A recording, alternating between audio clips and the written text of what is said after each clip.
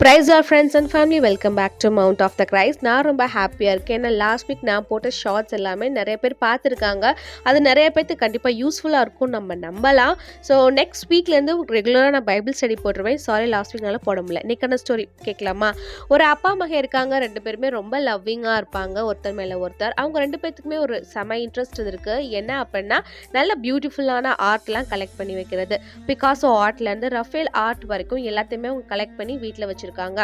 ஒரு டைம்ல வியட்நாம் போர் வருது. ஸோ அந்த பையன் அந்த போர்ல கலந்துக்க போறாரு. பேட்டில் ஃபீல்ட்ல தன்னோட ஃப்ரெண்டை காப்பாற்ற போய் நெஞ்சில குண்டு வாங்கி அந்த பையன் பேட்டில் ஃபீல்ட்ல இறந்து போறாரு. தன்னோட ஒரே மகனை பறி கொடுத்த அந்த அப்பா வீட்டிலேயே முடங்கி போறாரு. அப்போ ஒரு நாள் என்ன ஆகுது அப்படின்னா, அந்த அப்பாவோட வீட்டு வாசல்ல ஒரு யங்கான பையன் ஒரு கையில ஒரு பார்சலோட வெயிட் பண்ணிட்டு இருக்காரு.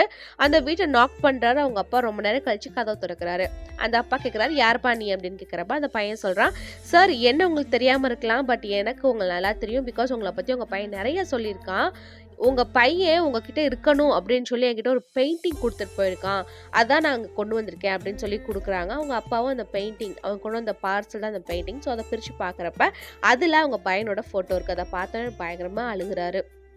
அதுக்கப்புறம் அவங்க அப்பா அவங்க வீட்டுக்கு யார் வந்தாலுமே ஃபஸ்ட்டு எல்லாத்தையும் கூட்டிகிட்டு கொண்டு போய் காமிக்கிறது அந்த அவரோட பையனோட பெயிண்டிங்கை தான். கொஞ்சம் மாதத்துலேயே அந்த அப்பாவை இறந்து போகிறாரு. ஸோ அந்த அவங்களோட ப்ராப்பர்ட்டி எல்லாமே ஏலத்துக்கு வருது. அவங்க கலெக்ட் பண்ணி வச்சுருக்க பெயிண்டிங்கை வாங்க நிறைய பேர் வராங்க. பட் ஃபஸ்ட்டு அந்த ஆக்ஷனர் கொண்டு வந்தது அந்த அப்பாவோட மகனோட பெயிண்டிங்கை. அங்கே வந்திருந்த யாருமே அந்த பையனோட பெயிண்டிங்கை வாங்க ரெடியாகவே இல்லை. எல்லாருமே பெயிண்டிங்கை மாற்றுங்க அப்படின்னு சொல்லிகிட்டே இருக்கிறாங்க. கடைசியாக அந்த வீட்டில் வேலை செஞ்ச ஒரு தோட்டக்காரர் அந்த பெயிண்டிங்கை $20 நான் தரேன் சார் அப்படின்னு சொல்றாங்க. அந்த பெயிண்டிங் வாங்க உடனே ஆக்ஷனர் ஓகே இந்த பெயிண்டிங்க்கு $20 வந்து ஃபர்ஸ்ட் ஒருத்தர் சொல்லியிருக்காரு. வேற ஏதாச்சும் கேட்குறீங்களான்னு கேட்டே இருக்காரு. எல்லாருமே வேண்டாம் சொன்னால $20 அந்த பெயிண்டிங்கை கொடுத்துட்டாரு. அதோட ஆக்ஷனும் முடியுது அப்படின்னு சொல்றாரு. எல்லாருமே ஏன் மற்ற பெயிண்டிங்லாம் என்னாச்சு அப்படின்னு கேட்கறதுக்கு அந்த ஆக்ஷனர் சொல்றாரு, நான் வந்து இந்த ஆக்ஷன் ஸ்டார்ட் பண்ற முன்னாடியே ஒரு ரகசியம் சொல்லியிருந்தாங்க. அவங்க பையனோட பெயிண்டிங்கை யார் அதிக விலை கொடுத்து வாங்கினாங்களோ அவங்களுக்கு தான் மற்ற எல்லா பெயிண்டிங்கும், ப்ளஸ் அவங்க வாழ்ந்துட்டு இருந்த எஸ்டேட், அவங்களோட சொத்து எல்லாமே அவங்களுக்கு தான்.